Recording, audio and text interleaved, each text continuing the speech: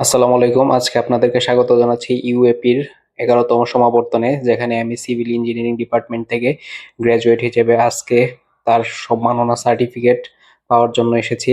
আমাদের অনুষ্ঠানটি হচ্ছিল সেনা প্রাঙ্গণ, যেটা মাটিকাটা ক্যান্টনমেন্টে অবস্থিত, এবং এটা এত ম্যাসিভ আকারের অডিটোরিয়াম ছিল যে প্রায় একটা ফুটবল স্টেডিয়ামের মতো মনে হচ্ছিল। আমরা সকাল সকাল গিয়েছিলাম, আমি আর আমার আব্বু আমার সাথে ছিল। সকাল 9টা থেকে অনুষ্ঠান শুরু হওয়ার কথা, এবং আমরা 8:30টার মধ্যে গিয়ে এখানে উপস্থিত হয়েছিলাম। এজন্য কোনো মানুষ ওইরকম ভাবে ছিল না। শুরুতে এসে অনেকটা ফাঁকাই ছিল, তারপর আস্তে আস্তে সবার উপস্থিতিতে এই সবগুলো জায়গা দোতলা পর্যন্ত ভরে যায়। এখানে ব্যাচেলর্স এবং মাস্টার্সের সকল শিক্ষার্থীদের আজকে সমাবর্তন অনুষ্ঠানে সার্টিফিকেট দেওয়া হবে।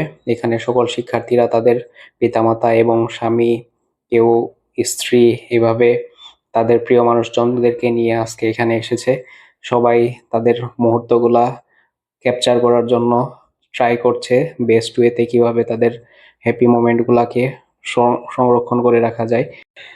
একে একে আমাদের মাননীয় শিক্ষক মহোদয়গণ প্রবেশ করছিল, এবং এর সাথে সাথে আমাদের আজকের যে সম্মানিত প্রধান অতিথি মাননীয় উপদেষ্টা, শিক্ষা উপদেষ্টা, সে আজকে উপস্থিত থাকবে। সেও একই সময়ে মঞ্চেও প্রবেশ করছিল। যখন মঞ্চে সম্মানিত অতিথিবৃন্দ এবং আমাদের মাননীয় শিক্ষক মন্ডলী সবাই উপস্থিত হচ্ছিল, তারপরে আমাদের আজকের অনুষ্ঠানটি শুরু হচ্ছিল। কোরআন তেলাওয়াত থেকে শুরু করে সকল ধর্মের গীতাবলি সবকিছু পাঠ করার পর, এবং আমাদের জাতীয় সঙ্গীত এখানে বাজানো হচ্ছে, মিউজিক্যাল ইনস্ট্রুমেন্টাল সাউন্ডটা আপনারা একটু শুনেন, দেখেন, অনেক ভালো লাগছিল।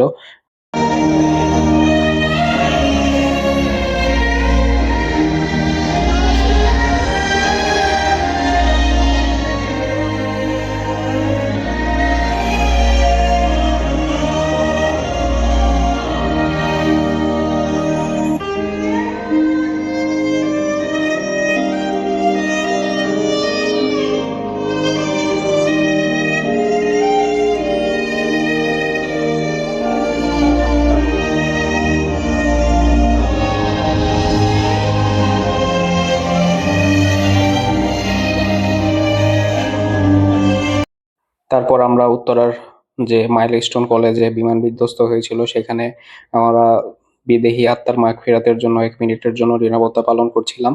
সেখানে সবাই দাঁড়িয়ে সবার আত্মার মাগফিরাত কামনা করছিল। এবং আমাদের আজকের এই অনুষ্ঠানে মালয়েশিয়ার এক্স প্রেসিডেন্ট মাহাথির বিন মোহাম্মদ আমাদের অনুষ্ঠানে উপস্থিত ছিল এবং আমাদেরকে কনগ্রাচুলেট করছিল, এবং আমাদের ফিউচারে কি কি করা উচিত এই সব নিয়ে কিছু ইনস্ট্রাকশনমূলক বক্তব্য দিচ্ছিল, যেটা আমাদের খুবই ভালো লাগছিল শুনতে। মনে হচ্ছিল সে আমাদের মঞ্চেই উপস্থিত আছে। It is, after all, the day that all students of higher learning look forward to. It is the day that they are officially successful in their quest for knowledge. But it must be remembered that it is only the early stage of the quest. It should be taken as the key to open up more doors to pursue knowledge through conventional means or otherwise. তারপর মাননীয় উপদেষ্টার কাছে আমাদের ভার্সিটির মাননীয় vice chancellor আমাদের degree তার হাতে হস্তান্তর এবং ক্ষেত্রমতে স্নাতকোত্তর ডিগ্রি প্রদান করছি।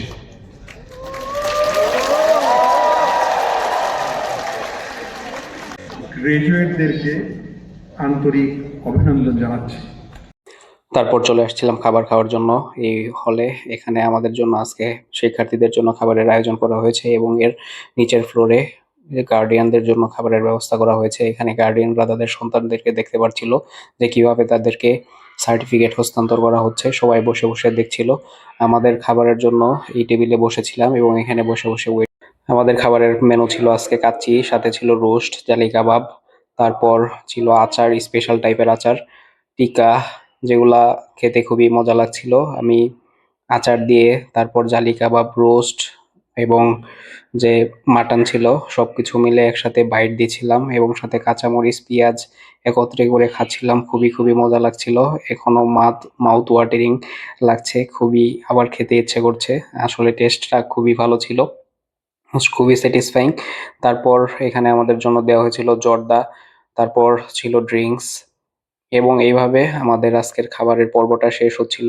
আমার খাওয়া শেষ করে আমি আমার বন্ধুর কাছে গিয়ে জিজ্ঞেস করছিলাম যে তার কাছে আসলে খাবারের টেস্টটা কেমন লাগছে। সে হচ্ছে আমার একটা চাকমা বন্ধু, তার কাছে জিজ্ঞেস করবো একটু পরে গিয়ে, দেখেন তার রিয়াকশনটা কি হয়।